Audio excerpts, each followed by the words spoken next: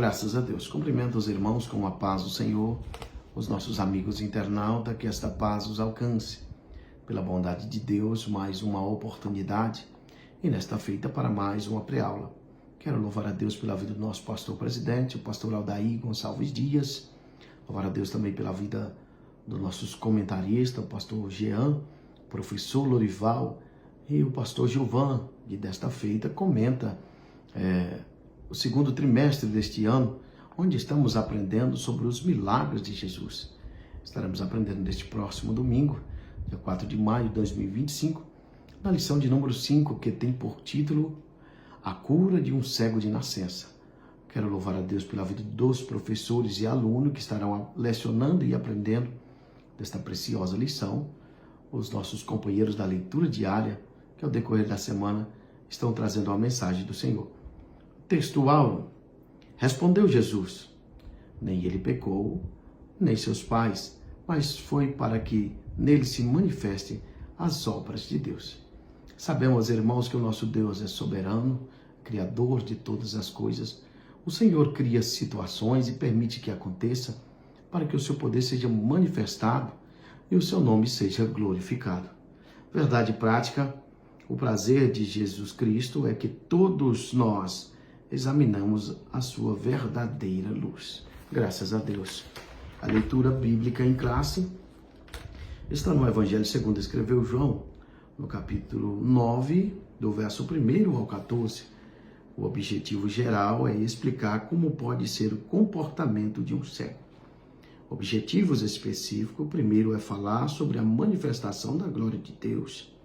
Segundo, é expor que o método de Jesus vai contra a lógica humana.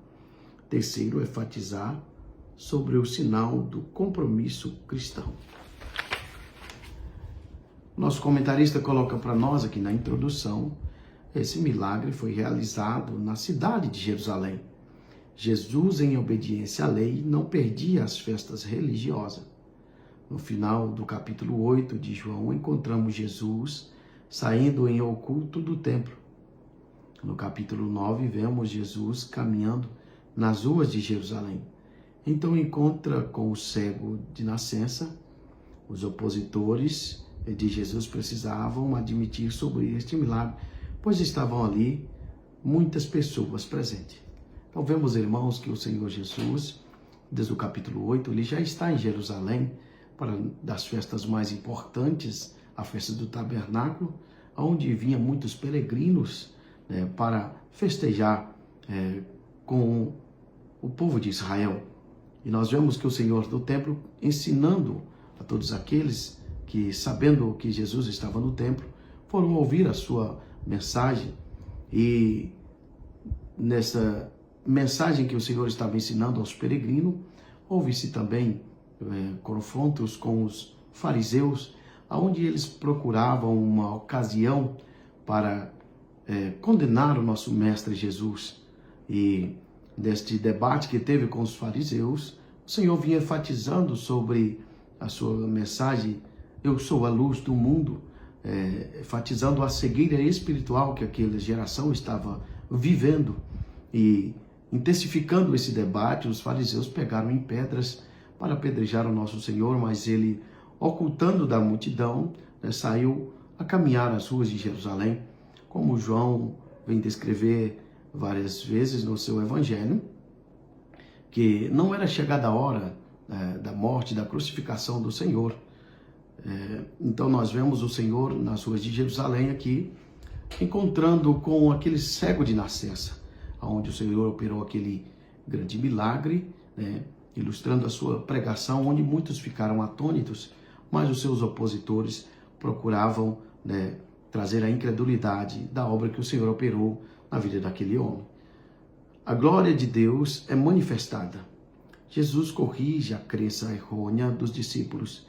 Jesus explicou que nem toda doença é resultado de algum pecado. Às vezes pode ser resultado de algum pecado grave, mas nem sempre. Os rabinos daquela época ensinavam que a pessoas más aconteciam coisas ruins. Um destaque indevido ao pecado e as imperfeições levavam as pessoas a entenderem que mesmo um bebê informação poderia de alguma forma incorrer na ira de Deus. Jesus refutou esse erro. Neste mundo caído e pecaminoso, às vezes acontecem coisas ruins sem razão conhecida. Por vezes ocorre simplesmente porque somos apanhados no fogo cruzado de um mundo pecaminoso. Então vemos, irmãos, que os discípulos, curiosos em saber se este homem estava em pecado, se foram seus pais, perguntaram ao Senhor. E o Senhor refutou esse ensinamento, a qual havia sido ensinado de gerações em gerações. Nós podemos lembrar dos amigos de Jó, a qual estavam questionando a ele sobre o seu pecado para estar naquela situação, debaixo daquela maldição. Mas sabemos que Deus mudou a sorte de Jó e o nome do Senhor foi glorificado. E vemos aqui uma vez mais o Senhor operando na vida deste cego de nascença, e o Senhor explica com grande clareza que este homem não havia pecado, nem os seus pais, mas foi para que o poder de Deus seja manifestado na vida daquele homem. Sabemos, irmãos, que o pecado traz consequências, e pode também a doença ser uma consequência de um pecado grave. Cada ação gera uma reação, mas nem todas as vezes. Enquanto nós estivermos neste mundo pecaminoso, estamos sujeitos a passar por situações, enfermidades, até mesmo no leito da enfermidade, nos hospitais, com a cadeira de roda, mesmo sendo salvo em Cristo Jesus. Mas sendo salvo em Cristo Jesus, nós sabemos que no Senhor encontramos força para transpor essas situações, ou até mesmo fé para que o Senhor venha curar-nos destas enfermidades. Método de cura. Jesus precisava cuspir e fazer lodo para curar o cego? Ele estava ilustrando a sua capacidade de usar aquilo que estivesse ao seu alcance para realizar o impossível. Que nem toda doença não é resultado de algum pecado. O lodo atraiu a atenção dos circunstantes para os olhos do cego e serviu de clara demonstração do poder de Deus. Neste caso, Jesus pode ter percebido que o homem precisava ter a fé fortalecida. Apenas Deus pode criar do nada. Então vemos aqui esse método de cura que o Senhor usa, usando este lodo para untar os olhos deste cego de nascença. E observamos, irmãos, que aqueles que estavam ali passaram a observar o método que o Senhor usou, usando o lodo para untar os olhos deste homem. E muitos ficaram atônitos para o milagre que o Senhor operou. Vemos também que o nosso comentarista colocou aqui para nós a necessidade do fortalecimento da fé deste homem. Observamos que ele é cego de nascença. É muito tempo, passa por essa situação, quem sabe as suas esperanças já estavam acabando, de alguém que tivesse misericórdia da sua situação. E graças a Deus o Senhor Jesus teve compaixão da situação deste homem que estava cego desde da sua pequenez. E vemos, irmãos, outro ponto importante, que este ato do Senhor, o método de usar o lodo para trazer a cura ao cego de nascença, atraiu também a atenção dos fariseus, a qual o procurava um obstáculo para condenar ao Senhor, uma ocasião para trazer condenação e até mesmo prender o nosso Mestre Jesus. Os fariseus acusavam Jesus porque aquele dia era um sábado. Ao invés de agradecer esta obra sobrenatural da graça de Deus, os fariseus começaram a discutir a respeito da observância do sábado. A sua preocupação girava especificamente em torno da sua interpretação tradicional daquilo que o quarto mandamento exigia. Então vemos aqui, irmãos, que em vez deles agradecerem aquela obra sobrenatural que havia acontecido na vida daquele homem, eles procuravam acusar ao Senhor e chamar o Senhor até mesmo de pecador por não estar aguardando o sábado, sendo eles, irmãos, acrescentadores de fardos pesados para o povo de Deus, não sabendo que o Senhor Jesus, ele conhece toda a lei e veio para cumprir. Ele é o Senhor, né, do sábado, como o evangelista Mateus vai enfatizar no capítulo 12, sobre esta situação. Vemos que o Senhor Jesus, ele tem compaixão daquele homem, tem misericórdia daquele homem, mesmo no sábado. E o Senhor também denuncia, irmãos, esses acréscimos que eles faziam na lei para os judeus. Os fariseus acrescentavam fardos pesados. No Evangelho, segundo escreveu Mateus, no capítulo 23, o verso 4, o Senhor diz: pois atam fardos pesados e difíceis de suportar, e os põe sobre os ombros dos homens. Eles, porém, nem com o dedo querem movê-los. Não ajudavam aqueles que precisavam de ajuda. Mas sabemos, irmãos, que o nosso Senhor e Salvador Jesus Cristo, ele é o Senhor do sábado, ele tem autoridade, tem liberdade para operar milagres e maravilhas, não somente no sábado, mas em todos os dias da semana. Muitos colocam barreiras, para que o Senhor venha operar, mas o Senhor tem total liberdade, porque ele é o Senhor, ele é o Criador de todas as coisas. Observamos, irmãos, que este ato também chamou muita atenção deles, pois vemos na palavra do Senhor que o Senhor operou 7 milagres no sábado. O primeiro milagre foi expulsando o demônio de um homem na sinagoga, Marcos capítulo 1, verso 21. Jesus cura também a sogra de Pedro, em Marcos capítulo 1, verso 29. Jesus cura um paralítico junto ao tanque de Betesda, em João capítulo 5. Jesus cura o homem da mão deformada, em Marcos capítulo 3. Jesus cura uma mulher aleijada, em Lucas capítulo 13. Jesus cura um homem que tinha os braços e as pernas inchadas, em Lucas capítulo 14. E Jesus cura este cego de nascença, onde nós estamos aprendendo nesta lição maravilhosa. Então vemos que o nosso Senhor tem total liberdade, sendo ele o Filho de Deus, o Criador dos céus e da terra, para operar os milagres na vida daqueles que necessitam, e o poder de Deus ser manifestado e o nome do Senhor ser exaltado. A oposição dos fariseus. Jesus não se importou com os demais violências e perseguições daqueles antagonistas opressores. Os líderes judeus recusavam-se a admitir que Jesus realmente pudesse ter sido enviado por Deus, julgando-o ser um impostor, quando testificou que Jesus o curara, algo que somente o poder de Deus poderia fazer. Os líderes não conseguiram refutá-lo, irritando, banindo o cego do culto da sinagoga. Então vemos, irmãos, que eles procuravam de todas as maneiras uma ocasião para refutar este milagre, esta operação do Senhor na vida deste homem, trazer incredulidade a todos aqueles que estavam presentes. Mas o nosso Deus é maravilhoso e, operando na vida deste homem, trouxe à tona o poder de Deus. E este homem, sendo curado, tendo a fé em Cristo Jesus, recebeu a cura. Ele, sendo confrontado pelos fariseus, ele não negou a grandeza do poder de Deus em sua vida.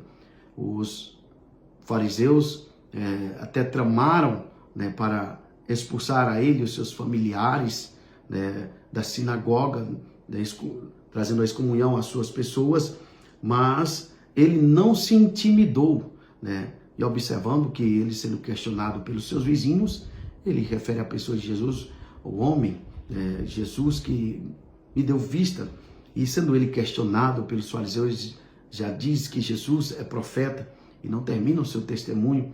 Os fariseus, procurando que ele cooperasse, até mesmo pressionando a sua pessoa, fez com que ele fizesse um juramento para tentar uma possibilidade de expulsá-lo ou até mesmo condená-lo daquela situação. E nós vemos, irmãos, dos versos a seguir, em que este homem não cede às pressões dos fariseus, mas testifica com poder, com autoridade, o que Cristo fez na sua vida. Nós vemos nos versos 29 a seguir. Nós bem sabemos que Deus falou a Moisés, mas este não sabemos de onde vem. Os fariseus tentavam trazer uma dúvida na pessoa do nosso Senhor e Salvador Jesus Cristo. Mas aquele homem tinha tanta certeza e convicção que Jesus era o Filho de Deus, e ele responde: nisto, pois, está a maravilha, que vós não sabeis de onde ele é, e me abrisse os olhos. Ora, se nós sabemos que Deus não ouve pecadores, mas se alguém é temente a Deus e faz a sua vontade, esse ouve. Desde o princípio do mundo, nunca se ouviu que alguém abrisse os olhos a um cego de nascença. Se este não fosse de Deus, nada poderia fazer. Que maravilha, irmãos, este cego testificando do poder de Cristo Jesus. Que possamos nós, irmãos, não deixarmos ser vencidos pelas opressões, pelos ataques dos sistemas deste mundo, mas fazemos como a igreja primitiva, no capítulo 4 de Atos, pedir a Deus poder e autoridade, para que na hora da nossa pregação, ou ministração, oração, de curas e milagres por aqueles que necessitam, o poder de Deus seja manifestado.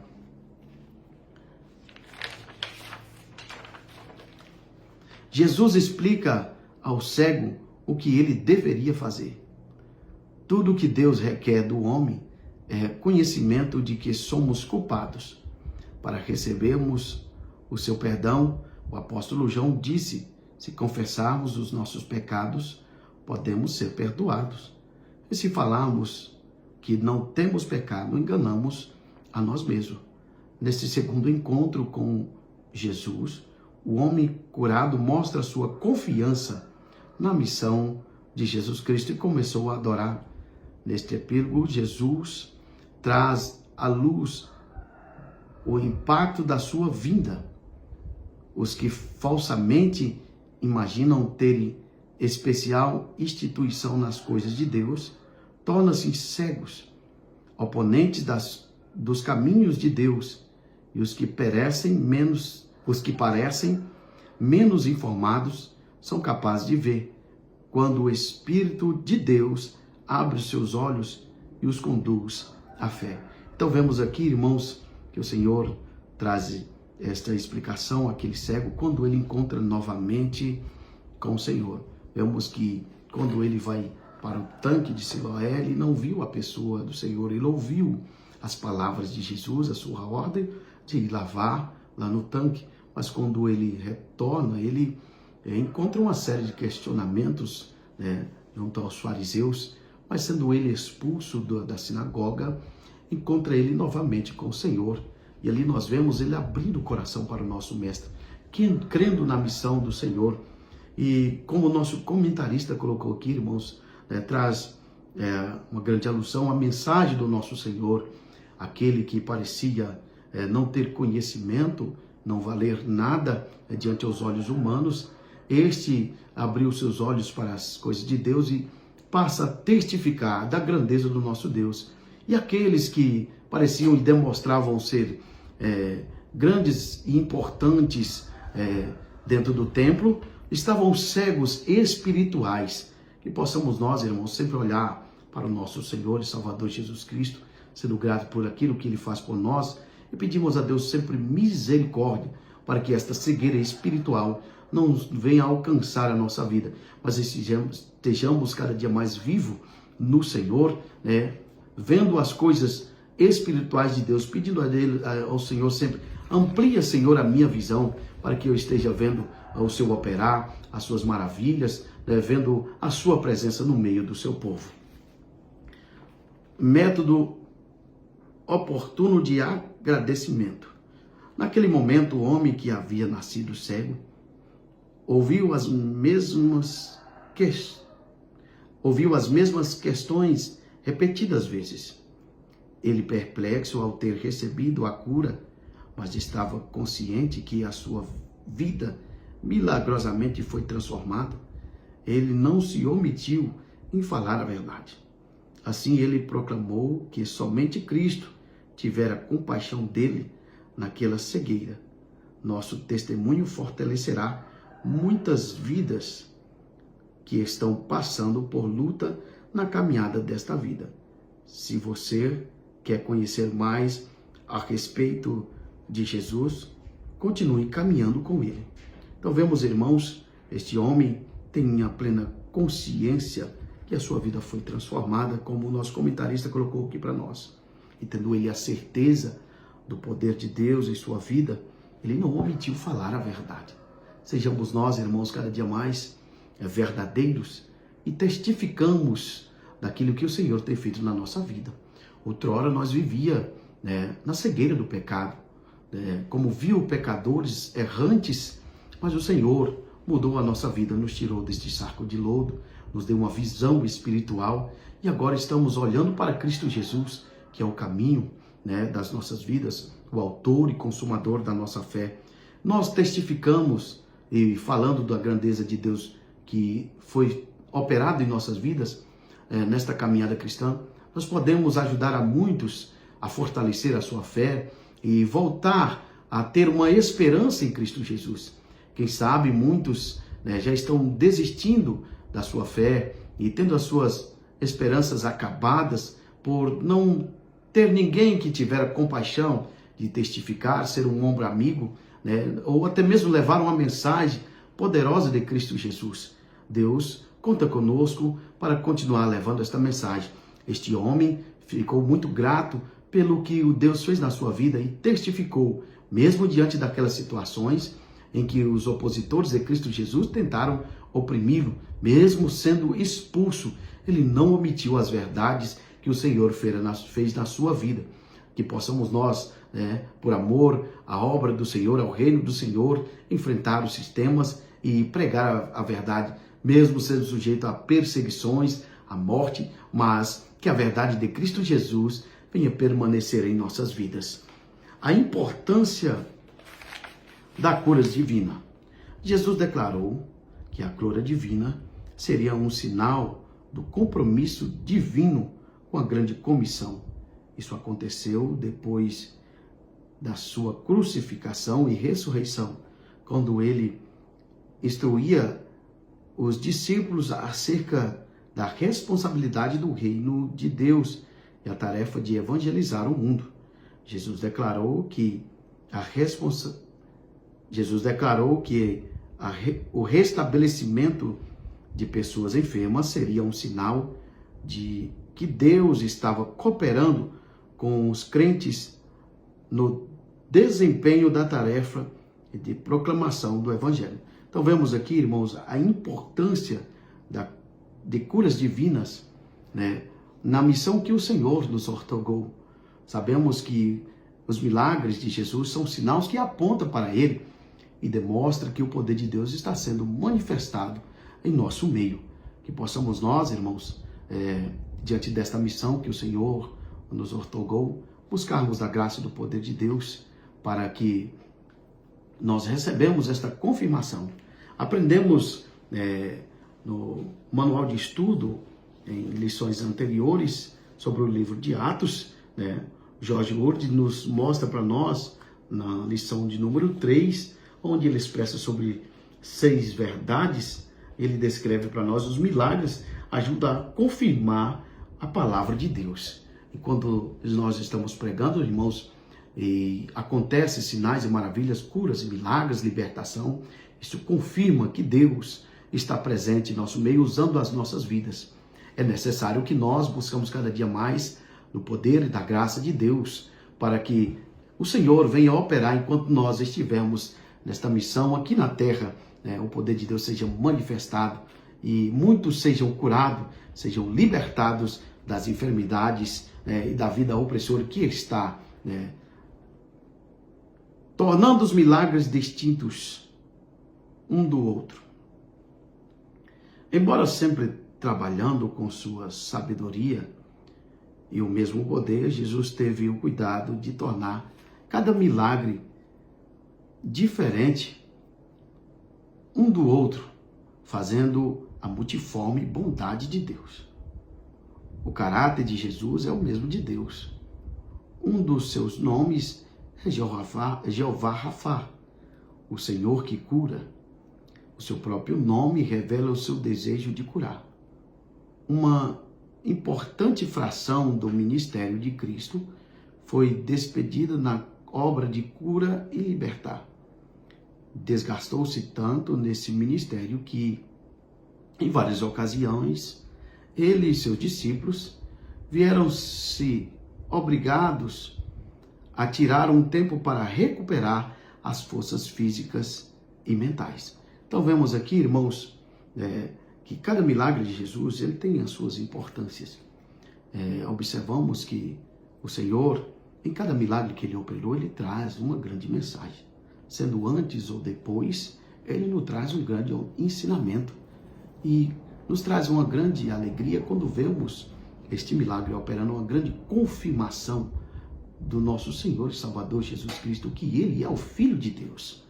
Nós observamos que no capítulo 8 o Senhor está trazendo uma grande mensagem da cegueira espiritual que aquele povo estava vivendo e encontrando com este cego de nascença. O Senhor traz uma grande ilustração da sua mensagem. Este homem estava cego desde a sua nascença, mas quando encontrou com Jesus, encontrou com a luz do mundo, ele teve visão não somente física, mas espiritual.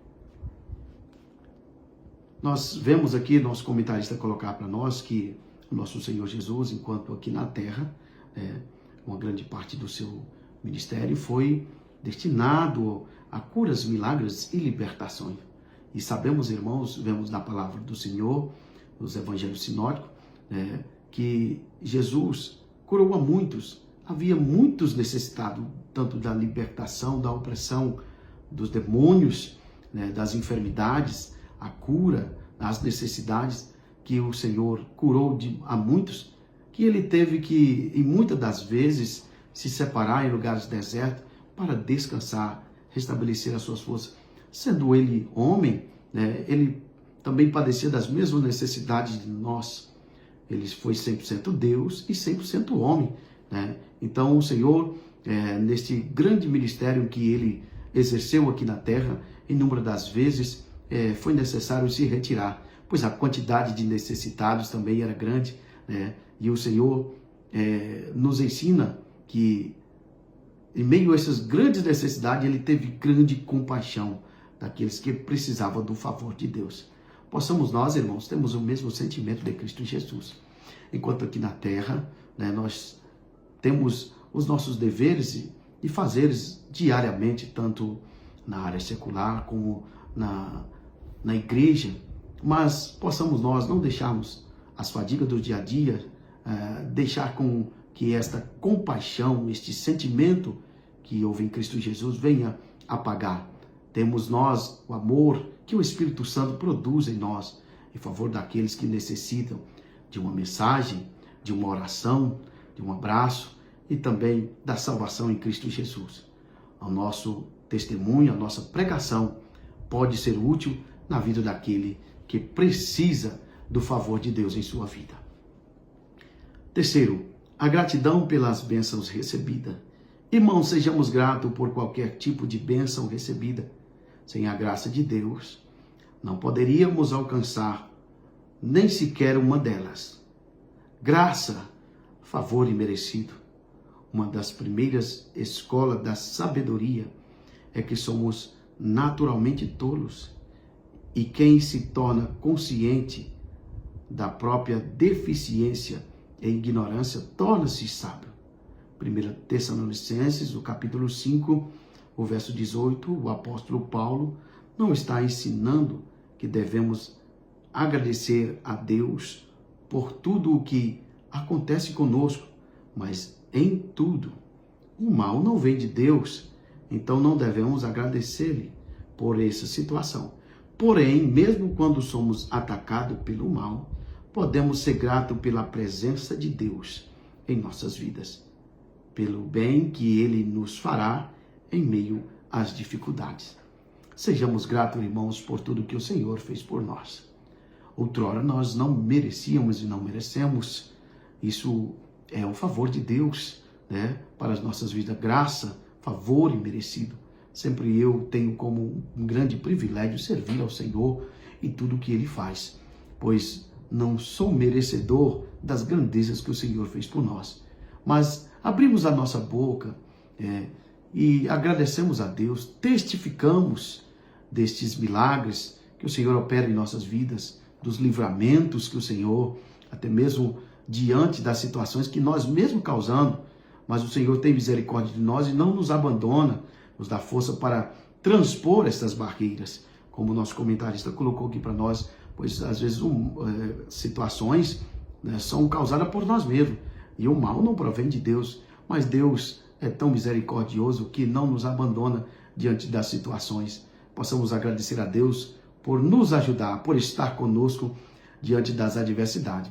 Você, meu irmão, meu amigo, que recebeu um grande milagre do Senhor, não fique calado, testifique que o Senhor fez grandes coisas em sua vida, para que o nome do Senhor venha a ser glorificado, seja ser exaltado, e muitos tenham fé em Cristo Jesus, que o Senhor continua o mesmo, operando milagres, maravilhas, né, sinais àqueles que crerem, né, no Senhor e Salvador Jesus Cristo. Que Deus em Cristo nos abençoe, continue abençoando os nossos irmãos que estarão aprendendo, os nossos comentaristas, o nosso pastor e os demais irmãos que fazem a leitura diária ao decorrer da semana. Que a paz do Senhor esteja com cada um de nós.